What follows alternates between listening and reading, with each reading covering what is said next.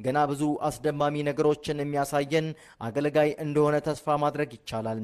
ይህን ልጅ እያየን እግዚአብሔር ይጠብቀው የምንል በጣት የምንቆጠር የቀድሞው ቤተክርስቲያን አገልጋዮች እንዳለን አውቃለሁ። እንደ አይናቸው ብሌን የሚሳሱለት በብዙ ሺህ የሚቆጠሩ እናቶች ከሁሉም ሃይማኖቶች እንዳሉ ደግሞ ግልጽ ነው። ከሁሉ አሳፋሪው ግን ምንም እንኳን ክራይስት አርሚ የካውንስሉ አባል ብትሆንም የካውንስሉ አመራሮች ግን ይህንን መልካም ስራ በተለይም በሀገራችን በአንድ ኢትዮጵያዊ አቅም ብቻ ይቅርና በህብረትን ተደርገው የማያውቁ በቢሊንግሃም እና በቦንኬ ብቻ የተሞከሩ ክሩሴዶችን ሲያደርግ አይናቸው እያየ አንድም ጊዜ ተገኝተው ማመስገን አለመቻላቸው ነው። በቅርቡ በሐዋሳ ከተደረገው በሺዎች የሚቆጠሩ ነፍሳት ጌታን ከተቀበሉበት፣ ከአጋንንት ስራት ከተፈወሱበት፣ ከበሽታቸው ከተፈወሱበት፣ ከተጽናኑበት፣ በመንፈሳቸው ከተነቃቁበት ክሩሴድ በኋላ ካውንስሉ ያወጣው መግለጫ ደግሞ የልጁን አገልግሎት በክፋትና በቅናት ሲከታተሉ እንደነበር ግልጽ አድርጎልናል።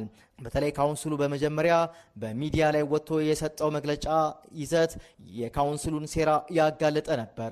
እንዴት በቪኤት በማርሽ ባንድና በታጠቀ መከላከያ ይታጀባል የሚል ነበር።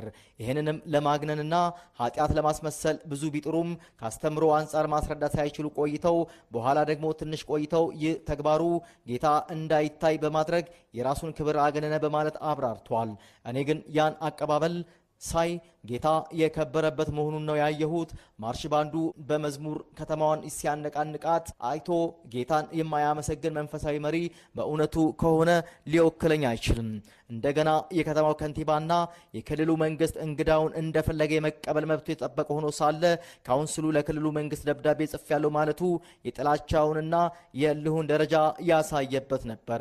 የክልሉ የጸጥታ ክፍል ኃላፊ መልስ ሲሰጡ ካውንስሉ ክልልን የሚያዝበት አግባብ የለም፣ ክልል እንግዳውን እንዴት መቀበል እንዳለበት ካውንስል የማዘዝም ሆነ የመምከር ስልጣን የለውም ብሎ መልስ ሲሰጥ ካውንስሉ አፍሮ ለእግድ ያበቃው መታጀቡ አይደለም ብሎ ደግሞ ሌላ አሳፋሪ መግለጫ ለመስጠት ሲገደድ ተመልክተናል። በሚያምንና በማያምን ህዝብ ፊት አዋረዱን። መታጀብ ጌታ እንዳይታይ ይጋርዳል የሚሉ እኮ በሴራ የተተበተቡ በዘረኝነት በቁራኛ የሚተያዩ መንፈሳዊነታቸው ያረጀ ለወንጌል ስርጭት ግድ የማይላቸው ወንበራቸውን ለማስከበር የሚተጉ እውነትን የሚፈሩ ለተቀባይነትና ፖለቲካ የሚተጉ ግብረ ሰዶማዊነትን ከሚደግፉ ድርጊቶች ጭምር እርዳታ የሚቀበሉ የቀድሞ ቤተክርስቲያኖችን ያቀፉ ሆኖ ሳለ መታጀብ ጌታን ይጋርዳል ማለታቸው ትዝብት ላይ ጥሏቸዋል።